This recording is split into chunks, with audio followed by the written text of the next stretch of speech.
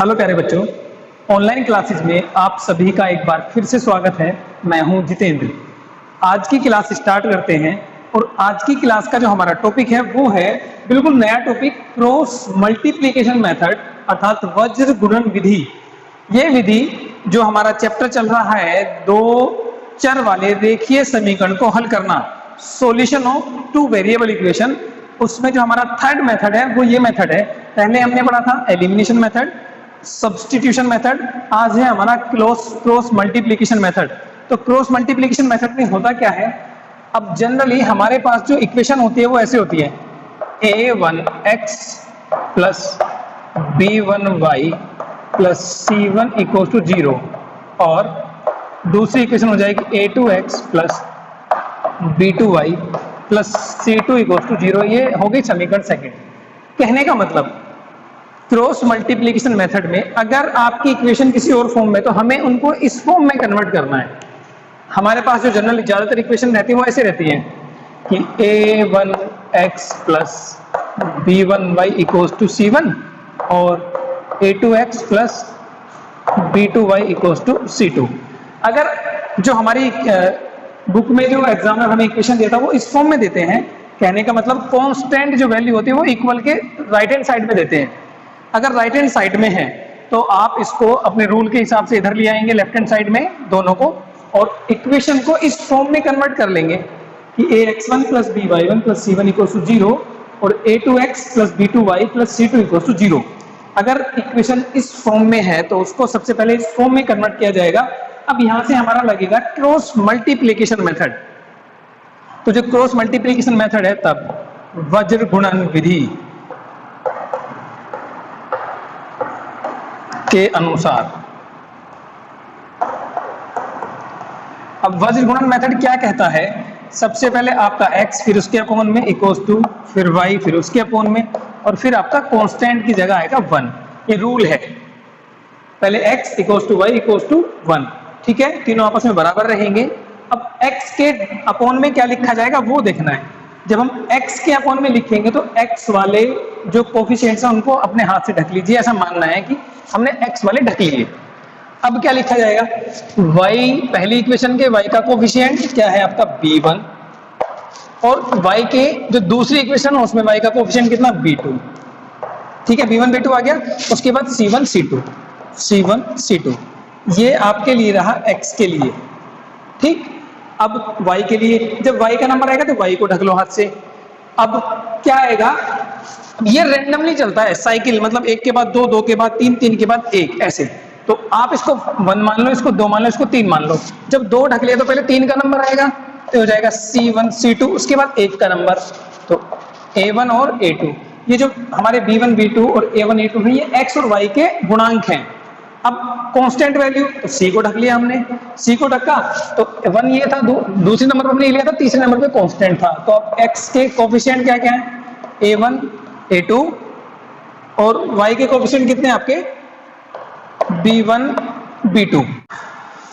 चलिए अब वज्र गुणन विधि से रिलेटेड एक क्वेश्चन सोल्व करते हैं। क्वेश्चन है हमारा 2x प्लस 3y बराबर 7 जो समीकरण फर्स्ट है, और सेकंड है 6x प्लस 5y बराबर 11, ये हमारी समीकरण सेकंड है। तो सबसे पहले इसको हम स्टैंडर्ड फॉर्म में कन्वर्ट करेंगे तो ये हो जाएगा हमारा 2x प्लस 3y और माइनस का 7 बराबर 0, और सेकंड से हो जाएगा हमारा 6x प्लस 5y और माइनस का 11 इक्वल्स टू 0। अब जो हमारी वज्र गुणन विधि के हिसाब से हमारी ये दोनों इक्वेशन बनी, अब इनके हिसाब से हम वज्र गुणन विधि यूज करेंगे, जो हमारा क्रॉस मल्टीप्लिकेशन मेथड है उसको यूज करेंगे। तब अब वज्र गुणन विधि के अनुसार, तो वज्र गुणन विधि लगेगी हमारी सबसे पहले x फिर अपोन में इक्वल्स टू y और इक्वल्स टू 1, ठीक है। तो मेथड में क्या बताया था, जब x के अपोन में लिखेंगे तो x वाले को हम ढक लेंगे, एक तरह से कवर कर लेंगे हाथ से। उसके बाद y के दोनों इक्वेशन के कोफिशिएंट, तो पहले 3 और 5, ये 3 और 5, फिर उसके बाद कांस्टेंट -7 और -11, ठीक है। उसके बाद जब हम y को लिखेंगे तो पहले कांस्टेंट लिख के जाएंगे, क्योंकि पहले ये फिर इसके बाद ये साइकिल चलेगी। तो पहले कांस्टेंट -7 और माइनस का 11, उसके बाद x, क्योंकि ये ढका हुआ है तो इसके बाद इसका नंबर आएगा x के कोफिशिएंट्स का, x के कोफिशिएंट है 2 और 6। उसके बाद इसको ढकना है, क्योंकि जब कांस्टेंट का नंबर तो कांस्टेंट को ढकेंगे। अब ये लिखे जाएंगे तो 2, 6, 3 और 5। ठीक है, इनको सोल्व कर लीजिए एक बार। तो x अपॉन 11 किसमें 11 दिया माइनस के 33, माइनस 5 7 35 माइनस के, लेकिन एक माइनस फॉर्मूले वाला, तो माइनस और माइनस के 35 equals to y upon 7 6 minus के 42 और माइनस 11 दूनी 22 इक्वल्स टू 1 अपॉन 5 दूनी 10 और माइनस के 6 18। इसको और सोल्व कर लो थोड़ा सा। तो x अपॉन इस वाले माइनस से ये कैंसिल, 35 में से 33 जाएंगे, आपके पास कितने बचेंगे 2। यहाँ से y अपॉन इस वाले माइनस से ये कैंसिल, 42 में से 22 गए 20 और यहाँ पे माइनस के आपके 8। ये हमने समीकरण फर्स्ट मान ली, ये हमने सेकंड मान ली और इसको मान लिया हमने थर्ड। ठीक है, अब सोल्व करने के बाद आपके पास 3 इक्वेशन आ गई, 1 2 3। अब हमें x y की वैल्यूज निकालनी है, तो 1 व थर्ड से, जब फर्स्ट और थर्ड को बराबर रखेंगे मतलब x/2 इक्वल्स टू होगा 1/8 के, तो x अपॉन 2 बराबर होगा माइनस के 1/8। 2 की मल्टीप्लाई इधर जाएगी तो x बराबर माइनस के 2/8, 2 एकम 2 2 चौके 8, तो x बराबर आ गया माइनस के 1/4। ठीक है, x की वैल्यू आ गई। y के लिए सेकंड और थर्ड को बराबर रख लीजिए, एंड सेकंड व थर्ड से, तो y अपॉन 20 बराबर माइनस के, ये माइनस के बचेंगे 20 यहाँ पे 42, क्योंकि ये माइनस के हैं आपके, तो ये हो जाएगा माइनस के 20 और 1/8। तो 20 की मल्टीप्लाई इधर, तो y बराबर हो जाएगा 20 अपॉन माइनस के 8, माइनस से माइनस कैंसिल, 4 पंजे 20 और 4 दूनी 8, तो y की वैल्यू कितनी आ गई 5/2। ठीक है, तो इसलिए x बराबर माइनस के 1/4 और y बराबर 5/2।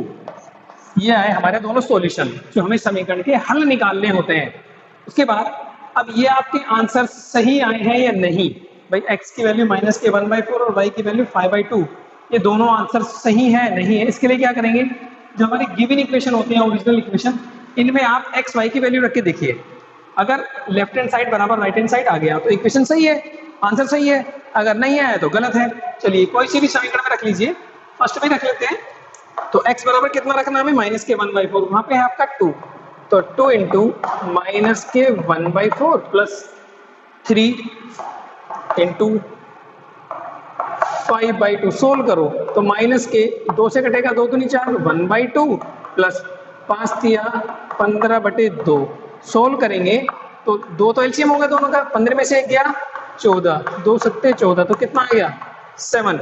देखो 7 ही था ना, तो लेफ्ट हैंड साइड सोल्व करके राइट हैंड साइड आ गया।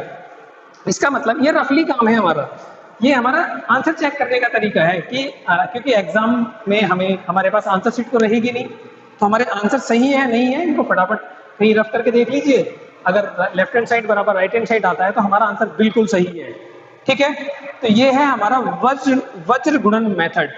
इसकी हेल्प से अब आगे के क्वेश्चंस कीजिएगा, और फिर भी अगर कोई प्रॉब्लम है तो आप मुझे व्हाट्सएप नंबर पे या जैसे भी आपके पास जो भी सुविधाएं हैं आप मुझे कॉल कीजिए, बट बेटा क्वेश्चंस जरूर कीजिए। ठीक है,